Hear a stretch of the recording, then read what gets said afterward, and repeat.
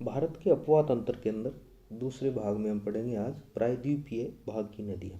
पहले भाग में हमने पढ़ी थी हिमालय क्षेत्र से निकलने वाली नदियाँ और आज पढ़ेंगे प्रायद्वीपीय भाग से निकलने वाली नदियाँ। प्रायद्वीपीय नदियाँ चौड़ी, लगभग संतुलित एवं उथली घाटियों से होकर बहती हैं। ये नदियाँ हिमालय की तुलना में अधिक पुरानी हैं एवं प्राय प्रौढ़ावस्था को प्राप्त कर चुकी हैं, इसलिए इन नदियों की ढाल प्रवणता अत्यधिक मंद है। सिर्फ वही हिस्से इसके अपवा हैं जहाँ नया भ्रंशन हुआ है। प्रायद्वीपीय क्षेत्र की अधिकांश नदियाँ पूर्व की ओर बहती हैं क्योंकि इनका मुख्य जल विभाजक पश्चिमी घाट है। सिर्फ नर्मदा और ताप्ती ही सामान्य बहाव की दिशा के विपरीत पूर्व से पश्चिम की ओर उन भ्रंश द्रोणियों से होकर बहती हैं जो उनके द्वारा निर्मित नहीं है। इसलिए इन दोनों नदियों की घाटी में जलोढ़ व डेल्टाई निक्षेपों की कमी मिलती है। केवल वर्षा जल पर निर्भर होने के कारण प्रायद्वीपीय नदियाँ मौसमी हैं। गर्मियों के लंबे शुष्क ऋतु में ये प्राय सूख जाती हैं, इसलिए इन नदियों का सिंचाई स्रोत के रूप में महत्व कम है। ठोस पठारी भाग में प्रभावित होने के कारण इन नदियों का मार्ग सीधा तथा सामान्यतः रैखिक मिलता है। चूँकि जलोढ़ निक्षेपों की इसमें सामान्यतः कमी पाई जाती है, अतः विसर्पण की क्रिया इनमें प्रभावी नहीं है।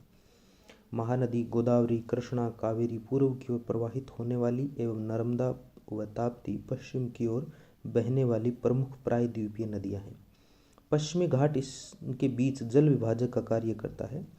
गोदावरी महाराष्ट्र के नासिक जिले से निकलती है। यह प्रायद्वीपीय नदियों में सबसे लंबी 1465 किलोमीटर लंबी।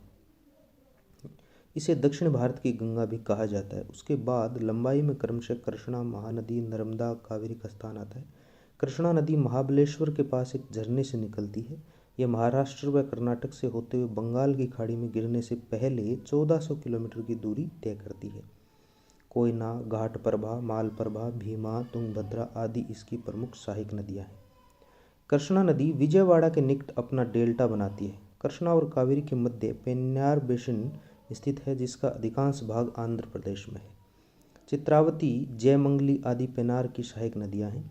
कावेरी नदी पश्चिमी घाट की ब्रह्मगिरी श्रेणी से निकलती है। वह कावेरीपट्टनम के पास बंगाल की खाड़ी में गिरने से पहले 800 किलोमीटर की दूरी तय करती है। यह केरल, कर्नाटक, तमिलनाडु 3 राज्यों में विस्तृत है। इसके बाएं किनारे पर हेरांगी, हेमवती, शिमसा, अर्कावती नदियाँ और दाहिने किनारे पर लक्ष्मण तीर्थ, काबिनी, स्वर्णवती, भवानी, अमरावती आदि नदियाँ मिलती हैं। राजस्थान में कई नदियाँ समुद्र में नहीं मिलती, वे नमक की झीलों में मिलकर रेत में समा जाती हैं क्योंकि इनका समुद्र की ओर से कोई विकास या निकास नहीं है।